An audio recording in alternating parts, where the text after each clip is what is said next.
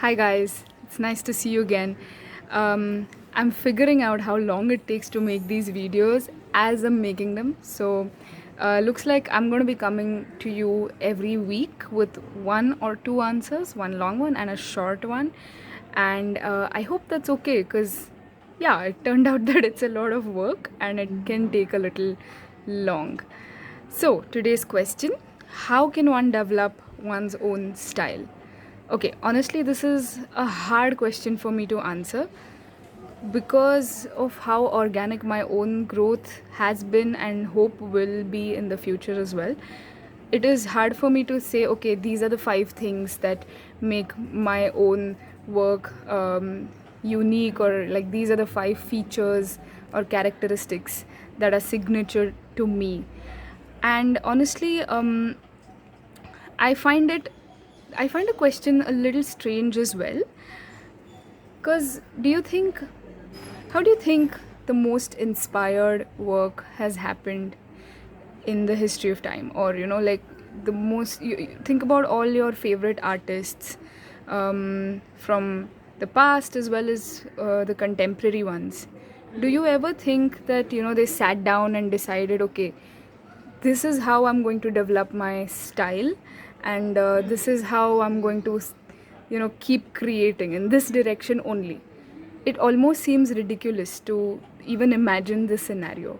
Just think about it. Think about Rahman or Monet or Tchaikovsky or Mozart. Think about them sitting in a room and deciding, okay, what is going to be my unique style?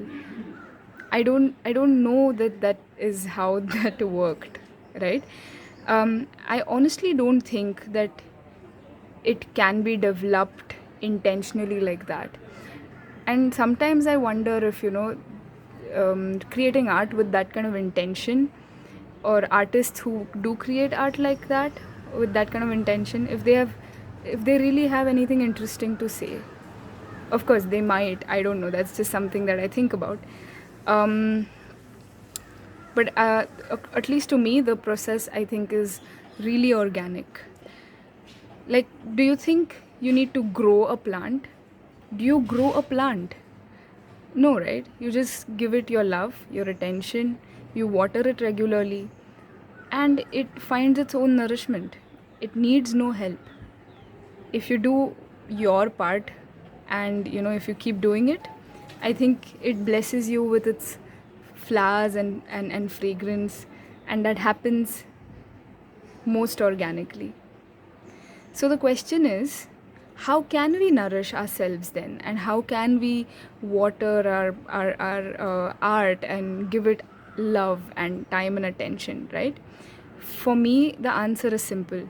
The way I have done it is you just keep practicing it and you watch others practice it. You observe your own attempts, you observe the attempts of others, and in this entire process, in your own practice as well as in the observation of others, there will be certain kinds of artwork or certain pieces of art that will touch your heart, right? That will tug at your heartstrings. There will be some attempts that move you, that make you think, that make you ponder about it. um, our job is to observe and think about what are those things that make us move, that bring us to tears or give us goosebumps. Which are the endeavors that you want to invest your time in? Which of the endeavors that you have made did not feel like work? Which ones inspired you to take more effort? It's all about choosing the pain, I think, that you're willing to suffer, right? Because obviously none of this is all hunky dory and fun. The attempts will include a lot of trial and error, a lot of failure, but and also a lot of pain.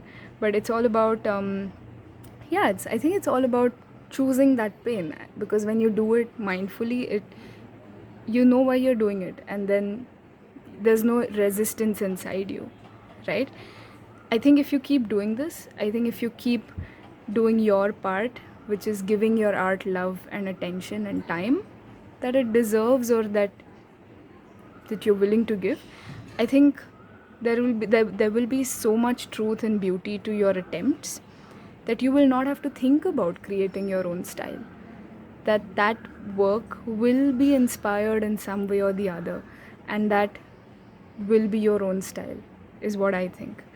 I also believe that giving your attempts a definition and calling them a style is a cage in itself, is kind of like putting it in a framework and restricting its own growth in certain ways.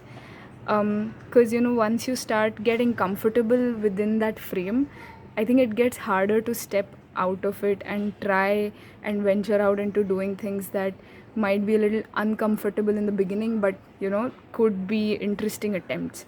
So I also think it's important to evolve with your attempts. It is important to keep making newer mistakes, and I find it more I find it more useful to kind of divorce myself from the idea of having a style at all. I think it makes more sense to me to keep embracing anything and everything that comes my way, that appeals to me in the moment that it comes to me. I thought I'll show you some examples of wedding photographers, because we were talking about weddings last time, and some of them are really good friends of mine, and some of them are just photographers that I admire, and you can try and see how different each photographer's unique perspective or approach towards weddings is. And I think it'll be an interesting thought experiment for you to see which of the photos touch your heart, and that'll say something as to what kind of sensibilities you have. And there's no judgment attached to this, right? There will be some pictures that move you and some that won't. I think it's all about figuring out what appeals to your sensibilities. I think being open to being moved by different types of art is the only way to constantly test and stretch the limits of our own capacities and comfort zones and skills. So that is how I would think about this question. I hope it was helpful to you. This question, by the way, came also from Pawan, who keeps asking me good questions and sending me down rabbit holes, and they're nice because they make me think about my own craft, and it's nice to reflect on these questions in this manner. I also thought I will answer one more question. The question was about how I dress at weddings, and if as a woman I take any safety precautions. I normally dress like the wedding guests for that particular event are going to dress if there's a dress code, I always ask about it in advance, and the main idea is to blend in and not stand out as a photographer.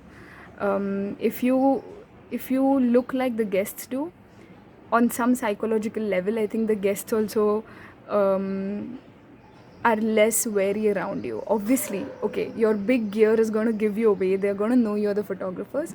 But very often, in my experience, people have come up to me and asked me if I'm a friend of the brides, or if I somehow know the couple and I'm a part of the family. That has not just something to do with how I dress, but also how I am with the family. But I think how you appear does make some amount of difference, and I normally end up wearing clothes that are comfortable, but also clothes that will help me blend in with the guests and not stand out. About safety precautions, honestly, I have not felt very unsafe at Indian weddings yet. I'm thankful that I haven't ever felt unsafe.